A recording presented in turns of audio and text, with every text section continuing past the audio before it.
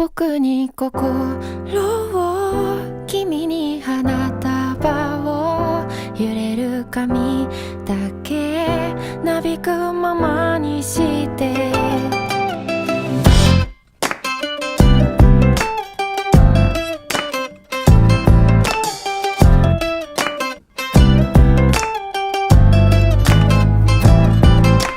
箱の中の小さい家の二人で並んだキッチンの小窓のカーテンの先の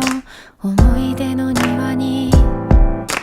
春の日差しを一つ埋めて、たまには少しの水をやって、小さな琵琶が鳴った時忘れてください。